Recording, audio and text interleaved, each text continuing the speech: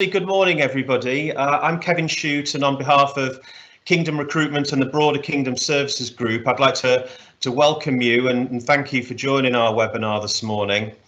Our business is very much a people business, and our intent over the coming months is to bring you some interesting webinars on topical issues and insights specifically around the world of work. So this morning, to kick off, I'm delighted to be joined by Jen Christie from employee wellbeing consultancy Risewell. Since the start of the pandemic, it's only brought further into focus the importance of organisations creating a positive working environment for their employees, where employees' physical, mental and emotional well-being is well supported and promoted. So as Jen will expand on, that there's clear evidence that businesses that have employee well-being as a core element of their strategy, it really supports individuals and businesses to thrive. So Jen's going to talk through some experiences of organisations such as ASOS, Lidl, Leon Restaurants that she's worked with that have demonstrated that having this at their heart really does drive business performance also. As we go through the session, there's a couple of elements where Jen will like some input from the audience.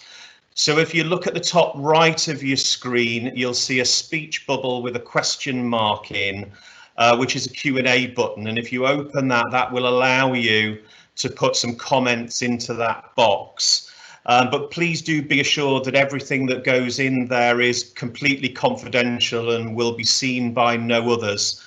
So please do participate, and it'll help stimulate some debate kind of as we go. Do also bear in mind that once your comments go in there, there will be about a 10-second delay before we actually see them. So just be aware of that also. But without further ado, I'll hand you over to Jen. Thanks, Kevin. Thanks everyone for being here. It's a pleasure to be partnering with Kingdom Recruitment Group today and discussing a topic that's so important to and close to my heart, but also something that impacts each and every one of us. So as Kevin said, I have a wellbeing consultancy called Risewell. So I basically go into businesses and help them develop and deliver their wellbeing strategies and programs. And some clients will come to me and say, do you know what, we've never done anything like this before, we need to start from scratch. What can we do? Where do we start? And then other clients will say, we actually know what we need to do, but we just need your time and expertise to make it happen. So I'm sector agnostic. Kevin mentioned a couple of the clients that I've worked with. So it doesn't matter whether it's a recruitment firm, a private equity firm or a retailer. Each business will have their own people challenges and individual cultures. So the approach always has to be very bespoke, which leads me on to today's topic. So the subject massively in the spotlight right now, quite rightly, which is continuing to skyrocket, and that's employee wellbeing. So I will be giving my perspective on the wellbeing challenges we already had before COVID hit, strategies that I think you can take away today to start to look at implementing in your workplace to improve wellbeing, and then what I believe the future of work looks like. Could I have the next slide, please? Thank you.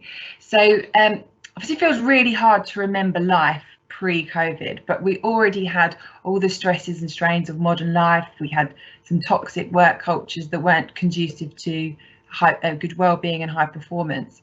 So there were definitely many challenges. They varied depending on the type of role we had, the sort of business we worked for. And the good news is some of these things have actually improved since COVID, and some of them have got worse. So the 5 that I picked out, there's obviously more, are rigid working patterns. We had strain around poor work-life balance, commuting was a big challenge, stress and overwhelm, and then the stigma around talking about your mental health at work. Could I just have the next slide, please? I'm going to feel like Boris Johnson by the end of this, going through all these slides. Right, so this is where I just need a little bit of input. I'm just curious to know, everyone on the call, if you can just enter into the question and answer box. What factor did you most feel impacted your health and well-being before COVID? So was it your rigid work patterns that really caused a strain? Did you really struggle with work-life balance? Was it commuting that really put pressure on you? Was it overall general stress and overwhelm of life and work? Or was it the fact that you couldn't talk about your mental health at work? So just curious to just get a bit of an initial poll, and Kevin, if you, when they come through, just let me know what people are saying. Sure. Yeah. Work-life balance coming through a few times. Stress and feeling overwhelmed.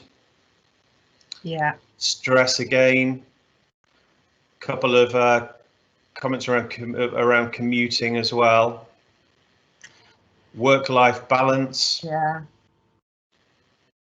What would you say is probably coming up as the probably the two that are coming through most strongly are work-life balance, stress, but probably then closely followed by commuting, actually. Yeah. So I'm not surprised.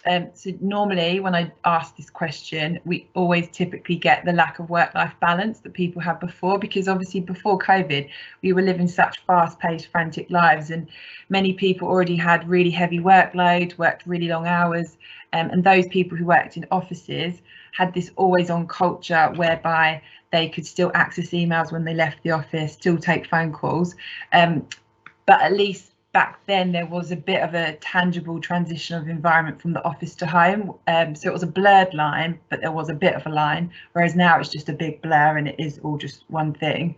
And did you say stress was probably the next one? Stress and overwhelm? Stress and overwhelm, yeah. So sadly, a bit like the work-life balance, which has gotten worse, nearly everyone will probably say it's got worse since COVID, so has stress and overwhelm.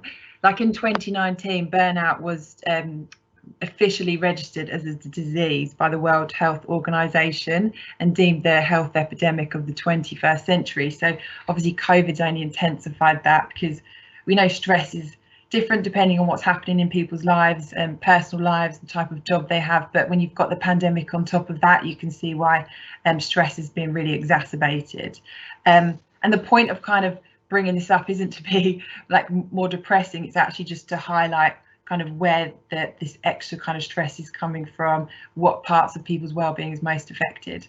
But then presumably the other commuting, did you say, was next? Yeah, but also actually later there's a couple of rigid working patterns kind of coming through as well, so it is actually a fairly broad church in terms of all of these things seem to be commenting upon as it is impacting people. Well, that's good, because the people who were most impacted by commutes, for example, that's generally good news for the people who are fortunate enough who don't have to travel into the office at the moment. So we had a massive issue with uncomfortable long and really expensive commutes. So Lloyds Bank, I remember, did a study last, I think it was 2019, on an average, people in the UK spent 2 hours travelling a day to and from work, whether that was the bus, the train or driving. 1 in 5 people said that their commute had become less reliable, and about a third said the commute was more crowded. So it was a real big pressure on people. So the fact that that's been taken away for a portion of workers is a really good thing. And then also you said rigid working patterns. So yeah, talking about office jobs specifically, obviously a lot of people were quite dictated by being in the office 5 days a week and within certain hours.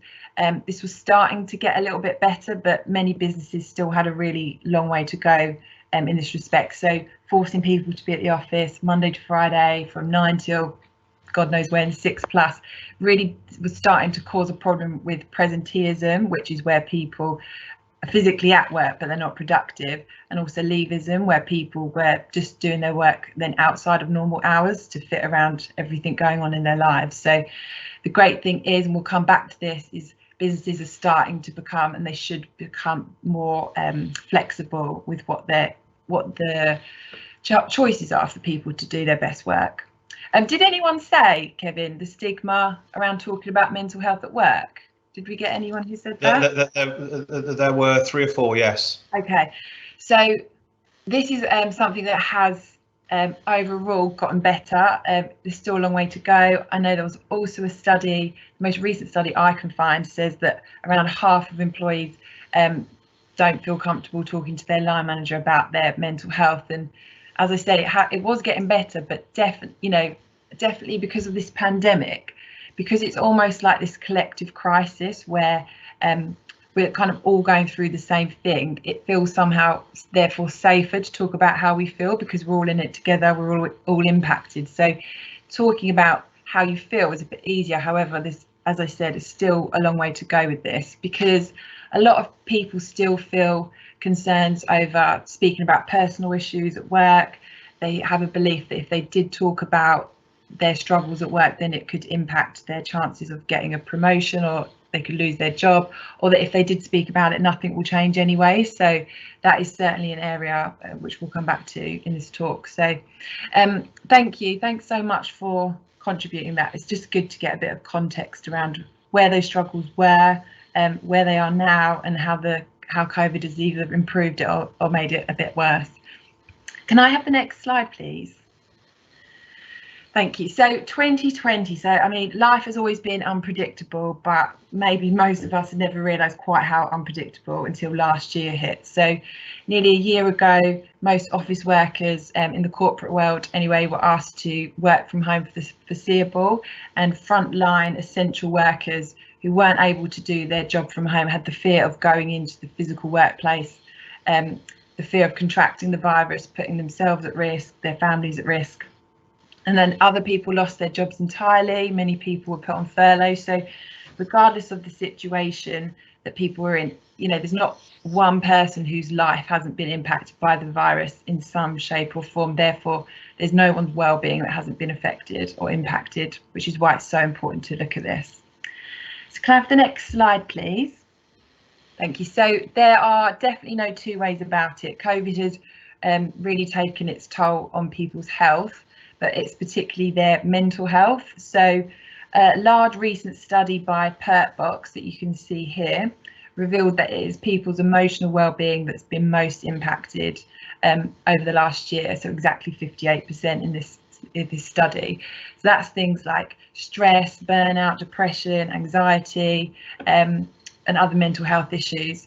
And then after this, you can see it was social well-being that took the next biggest hit. So lack of connection with other people, and then roughly around a third for the rest. So physical well-being, financial well-being, and workspace well-being respectively,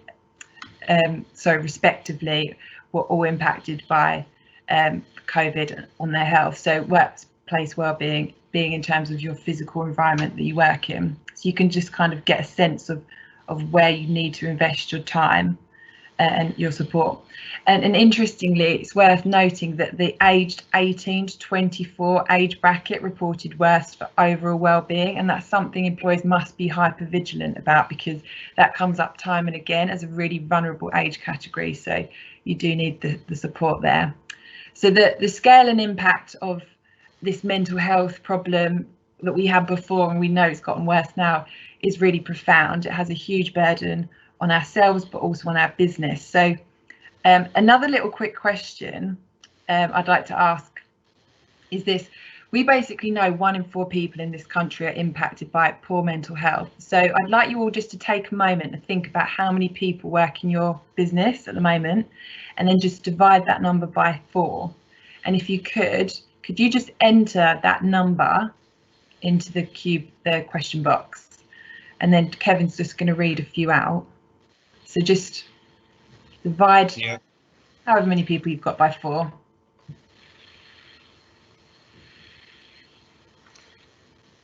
There's just a slight delay as they come through. 23,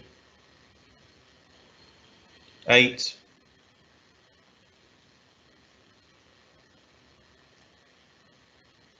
42, 1,500. Wow. 10, 18, 7, 200. Okay, so that the reason to do this is because that number, as an absolute minimum, will be the number of people struggling with their mental health at your workplace today. It's quite sobering, actually, hearing some of those numbers. Although it's actually worth noting, the reality is it's actually probably likely to be a lot more than that, because a lot of people still don't talk about their mental health at work and reveal why they're really taking sick days. So the purpose of this was really just to see this sort of get a sense of the scale of the problem. And that 1 in 4 statistic was pre-pandemic, so you can only imagine how that's likely increased since. So yeah, can I have the next slide, please, Tegan? Thank you. So I am just conscious as well that people on this call, we've got a bit of a nice mix, I believe, of people who work remotely and people who work on site. So I thought it would be really interesting to explore the different ways the pandemic has impacted these two different groups. So there's a really interesting study here that was featured in Forbes in the summer, which is an exploratory study with over 1,000 participants, and it just gives us a good kind of indication of where challenges lie with the different groups of workers. So you can see on this particular study, 65% of the participants worked remotely, 22% worked on site, and then 12% had a bit of a mix. Now, before I go into the results of the survey, this is the last kind of interactive bit. I just want to compare these results with people on the call and your businesses. So just again in the Q box, can you just write where you primarily work? Is it remote or is it on site? Some of you might do a mix, but just try and pick where you primarily do your work. So just remote or on site. Just keen to see the mix. Again, there'll just be the slight delay as they come through on the Q&A.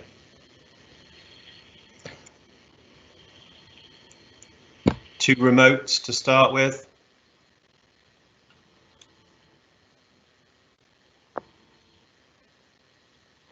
Another remote, followed by a couple of on-site again. 3 more on-sites, 2 more remotes. 1 remote 100% since last March. Yeah. So a real mix, Jen, actually. Okay, so obviously this is not highly scientific. This is a bit of a poll, but so probably a bit of a blend, maybe 50, let's say 50-50.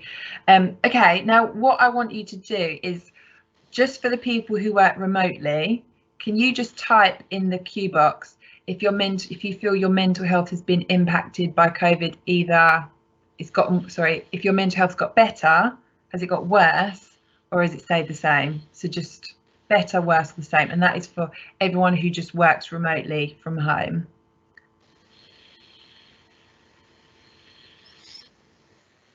And I know there'll be a slight delay, so just keen to hear how remote workers are getting on first.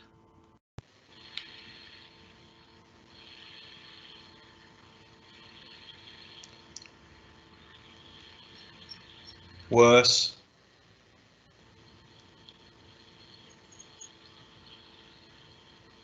Some more worse coming through, Jen. Yeah.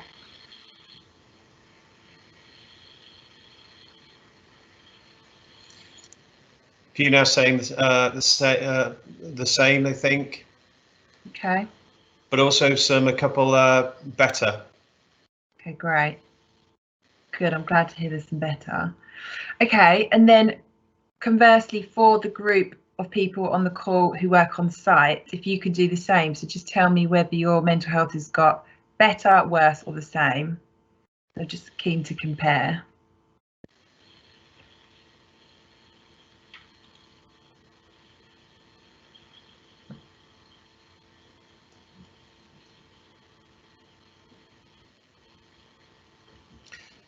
What one person's put here, Jen, just an interesting comment. It's a balance. I miss the personal interaction of being in the office, but the reduced commute is better for my family time.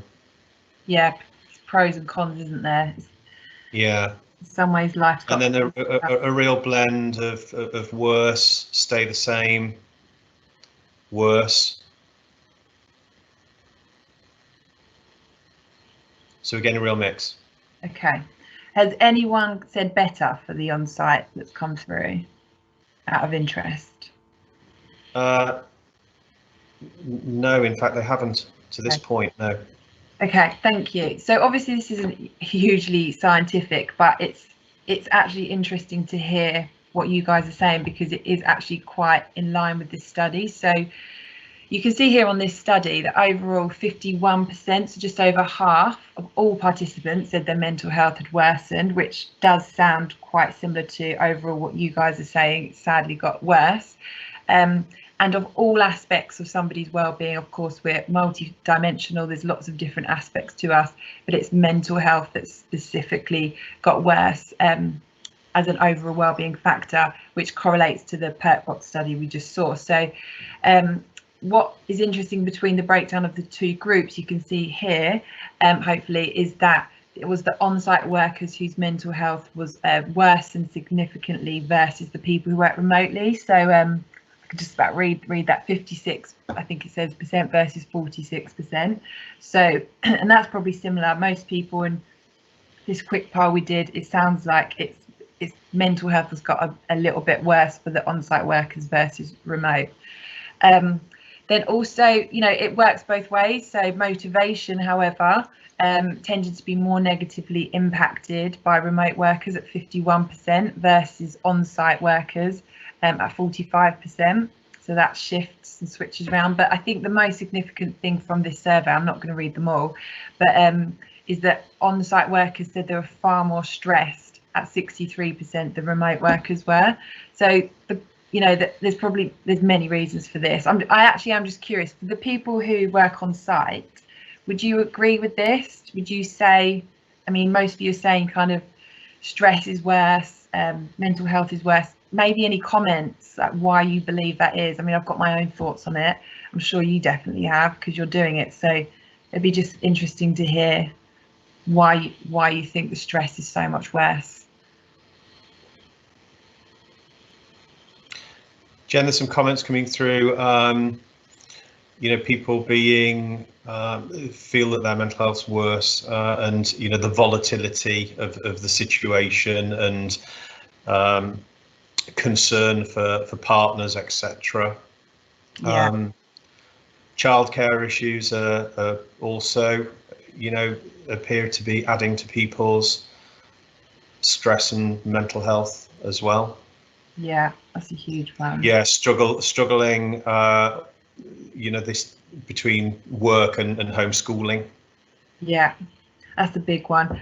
And it's really hard for the on-site workers. Typically, they're a little bit more restricted with their hours as well, and they can't be as flexible as, say, remote workers can be, potentially. So the purpose of doing this is for you just to really kind of realise how the different things change depending whether you're remote or on-site, and also to spend the rest of this talk talking about what you can do proactively. So could I have the next slide, please?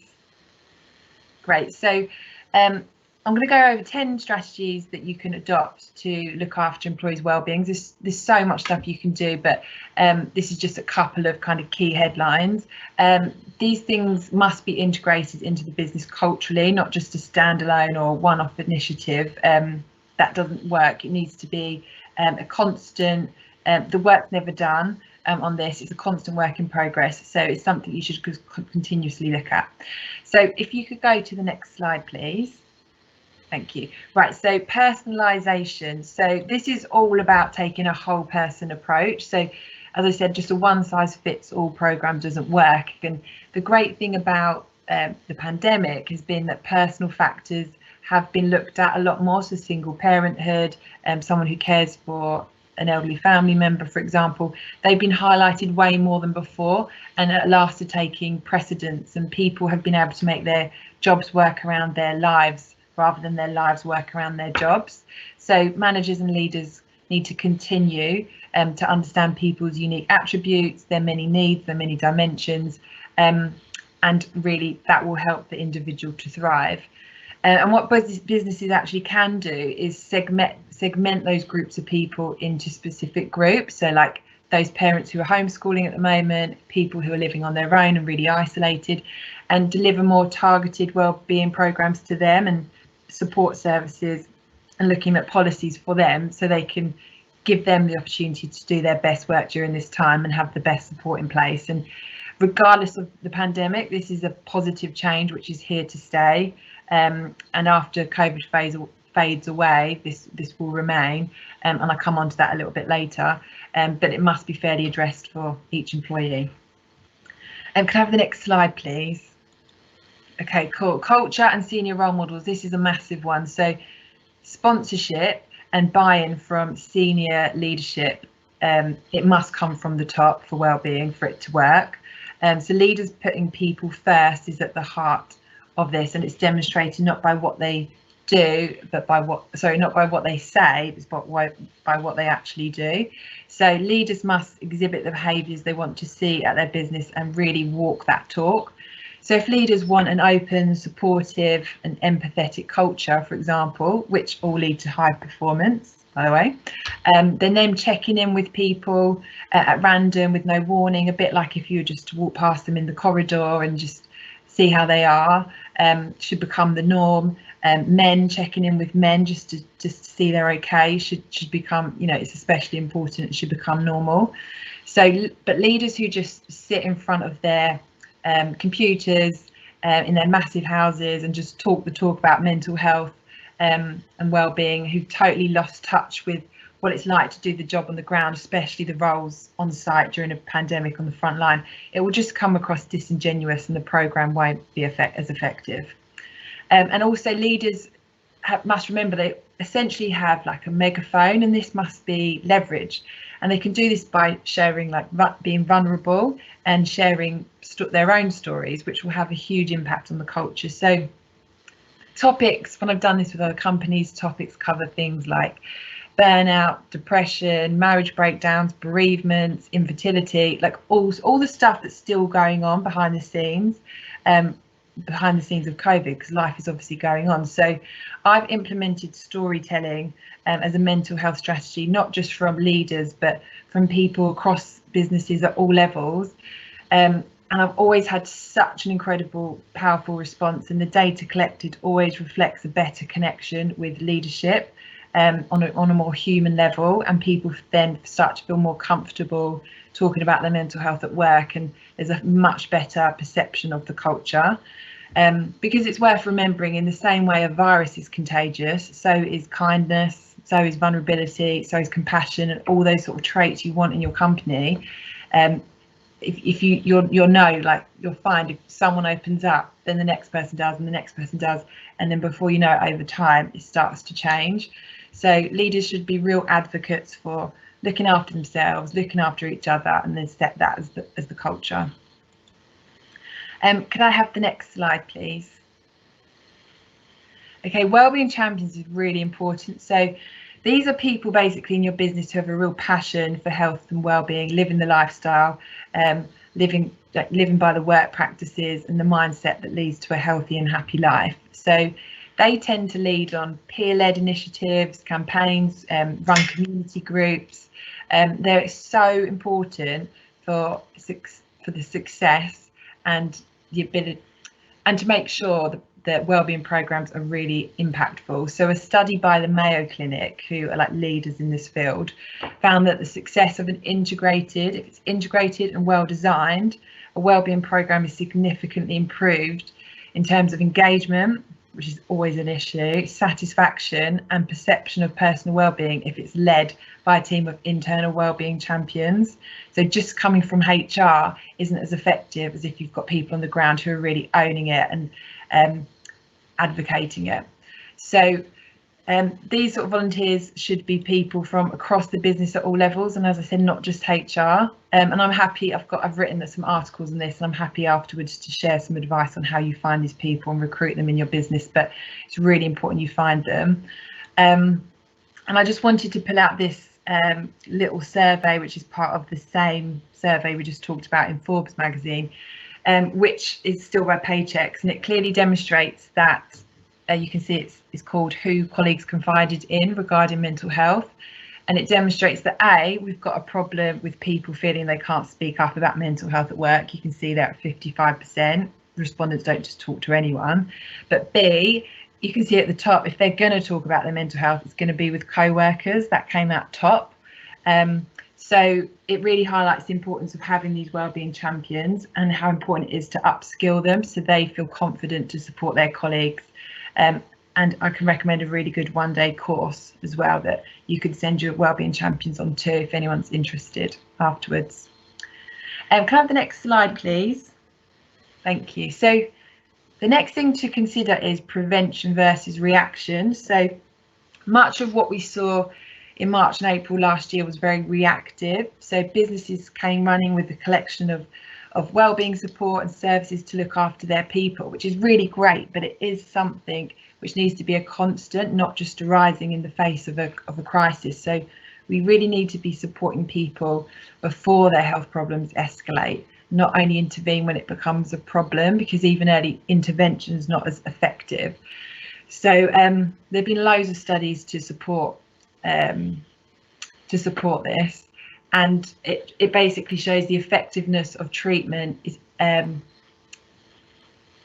is impacted depending on when you start the intervention, basically, and it always comes out that prevention is better than cure. So Deloitte's most up-to-date massive large-scale white paper on wellbeing at work from January last year found the return of investment of a reactive programme is 3 to 1. So for every £1 you spend, you get £3 back, versus something that's more proactive comes out at 5 to 1, and then it increases even more to 6 to 1 if it's an organisational wide kind of culture awareness raising based programme. So you can use this with decision makers just to show how important it is to get in there early. A really good example, as you can see in the grey box, of where businesses are probably rushing to invest in something that is probably more reactive is mental health first aid training. This might be quite controversial, but I want to start by saying the mental health first aid training is essential part of a company's wellbeing program, and quite rightly too. And I think it's a really important course, and I think every business should have mental health first aiders, full stop, because it saves lives and it's essential. But this course obviously deals with real extreme medical emergencies, very, very serious mental health issues. But businesses are only kind of slowly catching up with the notion that they also need to support people before they get to the point where they need to see a mental health first aider to actually kind of catch people who are kind of just struggling with the day-to-day, with the stress and strain, not being able to switch off, looking after their kids, homeschooling while they're working, blah, blah, blah, all that stuff. But they're not quite at the point where, you know, that it's extremely serious. So to give an analogy, so first aid responders are often called out to car crashes on the road to treat injuries and sometimes save lives. But however, the government and car manufacturers are always constantly investing in loads of things like road safety, training, technology, marketing, communications to ensure these accidents don't happen in the first place. So in the same way, this is where I believe businesses should be doing the same for their employees. So, for example, training your internal wellbeing champions on more preventative kind of health and wellbeing issues is equally as important and as essential as the mental health first aid training. So you can just kind of see the sort of difference in the training between prevention and reaction. Hopefully that makes sense. It's just something to think about. Can I have the next slide, please? Thank you. So safety.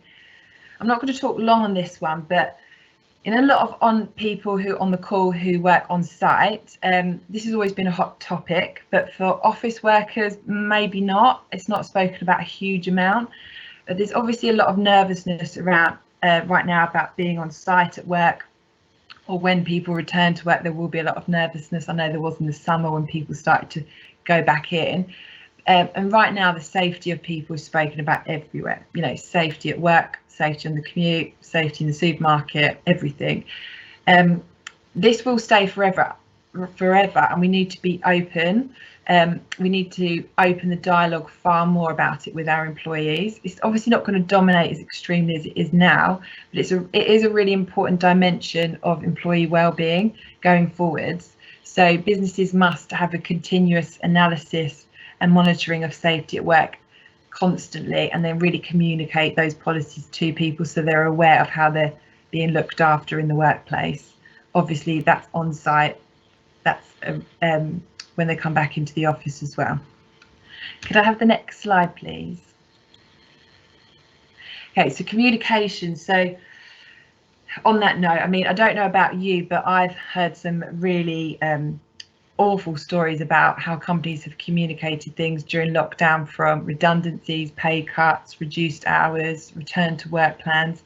And that has a huge impact on people's mental health and their nervous systems. So then obviously we're mind body connected, it has a huge impact on your physical well-being too. So communication should be open, transparent, and use multiple channels. And you're much better off in this circumstance to over communicate than under communicate, because you'll never hear people complaining about too many comms when it comes to the safety of, you know, job security, their own health, and a global crisis. So that's really important to do, to over communicate or communicate well. And then it's really important to try and give a bit of certainty in all this uncertainty through your communication. So it will help people feel more at ease and informed. And that's something as human beings we really need. And whilst it is hard to give some certainty, even sort of small things like saying, we're going to be reviewing X policy on this date, we'll come back to you then. People just want to know how their businesses are supporting them and what they're looking at. So it is really worth knowing that comms will have a big impact on people's well-being. Can I have the next slide, please? Right, flexibility. So we talked about this at the beginning. So for some industries and on-site roles, obviously flexibility is certainly going to be a challenge, but we do know that where businesses do go out of their way to support, to modify schedules and facilitate that better work-life balance, is the things like homeschooling, etc., caring for somebody, and that's going to make the biggest improvement to an employee's mental health. So it's so important that this is looked at. And also for those office workers who have been working from home for almost a year now, their attitudes have changed. And I think someone said, you know, parts of it has got a lot better. They don't have to commute anymore, etc. People have had a taste of working flexibly, and you know, people like it. They're saving time, they're saving money. Companies are now coming out announcing their plans for the future of flexible working. So I know Unilever, their CEO, has said they're never going back to 5 days in the office. Twitter said you don't ever have to come back to the office. So obviously you need to decide what's possible and what's right for your people, but I can tell you that all the research says the sweet spot for working from home in terms of well-being and performance is 3 to 4 days. And when I say working from home, that can be from a cafe or it could be a co-working space, but it's not the head office. So then obviously 1 to 2 days would be the head office. And that's a study by Gallup, who again are renowned for research in this area. And also, you probably went on a lot of maybe similar talks last year, but all the polls I'd listened to, all the studies that I read conducted last year, all points towards a huge majority of people who will be going forward opting for this hybrid way of working between home and the office as the new way of working. And this work-life integration isn't going away, and businesses, as I keep saying, must adapt to the different chapters of people's lives, whether that's someone having a baby, a bereavement, a long-term illness, even down to someone wanting to leave work early on a Thursday night for their painting class, for example, because people have had more clarity on what's important to them, on their boundaries, and people are really advocating now like what is important to them. And this is something known as the age of employee empowerment, where we're seeing a shift away from the employers having all the power to the employees having more power. Can I have the next slide, please? Thank you. So digital wellbeing data and digital offerings. So the first thing that's really important is you can't assume anything about your employees. You need to ask them how they're feeling through a range of regular pulse checks and understand what the root cause is of people's stress and their unhappiness and their poor health. And that is the best place to start, and then you design a strategy from there. But know what the purpose of doing your surveys are first, and be sure to draw out insights from them and actually act on them if you're going to ask the questions. And by collecting data, you can also identify which areas you need to develop. You can see if strategies you've put in place are working, or if they're not working, then you can reiterate and change it. And it makes everything very measurable, which is really important, obviously, for return on investment and value on investment. And also being measurable is what makes these new digital offerings or digital wellbeing platforms really great. So whether it's a biometric reading app like BioBeats that measure like heart rate variability, sleep, that kind of stuff, or mental health apps or meditation apps like Calm and Headspace, it can offer businesses anonymous data on their employees, so you can get a clear picture of where people are kind of logging in to get support, and you can see if your interventions are working and making a difference. So again, it helps you prove return on investment and value on investment. And in addition to this, the other great thing about these digital platforms is that they're scalable, which is really important if you're a large global business, and accessible to everyone, if assuming you've got Wi-Fi and a phone or a laptop. Okay, could I have the next slide, please? Okay, so upskilling line management and leadership. So right now it's the real ultimate test for leaders and managers, and it's really tough on them, and I do feel for them because they've got their own health and families to be mindful of too. So training should be given to support them now, but also in the future. So things like spotting the signs of someone struggling in their team with mental health or other wellbeing issues, how to effectively manage and motivate remote teams, how to have open, difficult and authentic conversations can be quite scary for managers, and they feel like they're opening Pandora's box. So giving them the confidence to have that, how to be an empathetic listener, resilience training. I mean, the list goes on, but you know, leaders and managers aren't perfect, we're all human, but they do have a responsibility and they do need to make these sorts of behaviours a daily practice. So learning and development is really core to wellbeing programmes. Can I have the next slide, please? Okay, great. And this is the last kind of strategy for now, is transforming your workspace. So I'm a Well-Building Standard accredited professional, which basically means I look at how buildings, the buildings we work in impacts our well-being, and I really think the physical workspace will become increasingly under the spotlight. So for office workers, you know, if they're going to travel on public transport, drive miles, and to go to the office, particularly at the moment in these uncertain times, employees will want to have a really great experience whilst they're there. So they're going to want inspiring places and to collaborate with their colleagues, otherwise they might have well stayed at home. They're going to want areas in the office where they can do really focused work and get their head down, and they're going to want beautiful areas to host clients and meet them.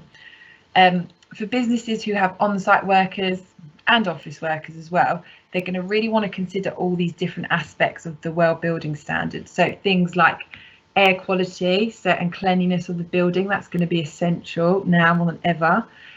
Water, so there's access to healthy food, nourishment and clean filtered water. That lighting, stuff like lighting is optimised for alertness. Things like comfort have been considered, so things like temperature, noise, acoustics, things that you potentially can control a little bit easier at home, depends if you have kids. And that the ability to exercise has been made convenient for people, and that you have access to things that might maximise your mental health. So it could be the aesthetics, so the environment you work in, and access to nature that you can see through the window, or a park. It could be on-site mental health clinics. It could be meditation and contemplation rooms. I mean, it's a huge kind of thing, the Well-Building Standard, but those sorts of elements we need to look at, because that's definitely going to come under more of the spotlight as people start to go back to the office. And then can I have the next slide? Okay, and then just to finish up, I just want to talk about my predictions for the future of work. The thing to note here is, as with any crisis, COVID has given us a real opportunity to make a big difference to people's lives and to leverage on the lessons that we've learned over the last year. And I actually think this is going to be one of the really positive legacies of such a horrendous time. It's been the world's biggest pilot scheme for flexible working and for well-being. And I think the future of work is definitely going to improve for the it's going to change for the better. So here's some of like the kind of core things I think is going to shift. I think it's worth you being aware of. Can I have the next slide, please? Okay, great. So the first thing is, I think businesses are going to start to redesign work around output and performance rather than traditional working patterns. So it's going to enable people and empower people to work how, when and where they do their best work, rather than being dictated by strict set hours and locations. And it will be fluid autonomy will become key. The second thing is, I think these internal committees, so, you know, it could be an internal LGBTQ plus committee, it could be a carers committee, it could be a music committee, you know, bringing people together at work, connecting on passions and interests, wellbeing specialists coming in, wellbeing champions, definitely, they'll become the biggest driving forces behind the development of people and training rather than just HR professionals. Number 3, learning and development. So that will become more important with businesses investing not just in their leadership teams, but in all employees. And it's not just going to be your standard professional training development. It's going to be stuff around personal growth. And that's going to pay dividends in the future when other kind of inevitable changes and headwinds come up. Because we know the pace of life is accelerating, artificial intelligence is coming in, everything's always changing anyway, let alone, you know, things like COVID. And so we really need people to be able to embrace it and to adapt quickly. So all of those kind of personal growth attributes are going to become really important. The fourth thing I think will change is, I think this is great, more connection between business and society. So during the pandemic, one of the beautiful things was that we saw so many businesses rushing to serve their communities. So businesses like, I know, Brewdog realigned their whole production process and their alcohol business to produce hand sanitizers and disinfectants for the NHS. Leon Restaurants, who I've done some work with, they set up their Feed the NHS campaign where they were able to get this free food delivery service out to the hospitals for doctors and nurses and staff who were doing really long shifts and couldn't get access to healthy food. So there's going to be much more focus in the future on purpose, and businesses will strengthen the link between belonging, fulfillment, and people's contribution to this. And they'll start to measure the impact that has on the business and society as a whole, because people really need to find meaning and relevance in their work. It's hugely important to well-being. And then I think the second to last is humanisation of employees, kind of going a bit back to that age of employee empowerment. Businesses will start, quite rightly, treating their staff as people first, employees second. People start to call out inequalities more, create more of a culture of inclusiveness, trust, fairness. They'll all become real deal breakers for people staying in jobs and leaving jobs. And then the last thing is, and I didn't have time to go into much detail or any detail in this talk, because it's a whole separate webinar, I think, it's diversity and inclusion programs. They're just going to become such a larger part of the wellbeing strategy, because feeling included, having a sense of belonging, knowing you can be your true self at work, also known as psychological safety, it's a huge and really fundamental factor to our well-being, and something which just absolutely must be addressed by all workplaces. And next slide, please. So that's everything from me. I hope it's just given you a flavour of just some of the things to be aware of in terms of people's health and well-being at the moment, how people are struggling, what sort of solutions you can start to put in place. That's just 10. There are so many things, but you need to look at what you need to do at your business specifically by asking your teams, and then just take into account how the world of work is going to change. So I will hand back to Kevin. Feel free to put any questions in for me, and yeah, hopefully you enjoyed it. Thank you for having me. Over to you, Kevin. Jen, thank you so much. Some really interesting insight there, and also some strong practical advice that, all being well, will help stimulate debate and activity in some of the businesses that the attendees work for or represent. You know, people often see you know, our job as providing, you know, simply the right people in the right place at the right time. However, you know, we do strongly believe that, you know, we play a very important role in, you know, adding further value to organisations by stimulating debate around really important issues such as we've been talking about today. So as I mentioned at the start, you know, it's our intent to continue a webinar program that brings insight and all being well, some good advice around areas relating to the world of work. So, you know, please do look out for future webinars. And our contact details are there. We'd be really keen to talk about some of these issues around staffing, people, and well-being in the world and work in general. So so please do keep in touch and get in touch. So thanks so much for joining. We'd put an hour in, so we've come in just under that. But really hope that you've found the hour insightful and giving you some good food for thought to take back into your organisations. Thanks again to Jen for sharing that with us, and I'll wish everybody a happy rest of Wednesday and the rest of the week, and hope everybody stays safe and well. Speak to you all again soon. Take care now.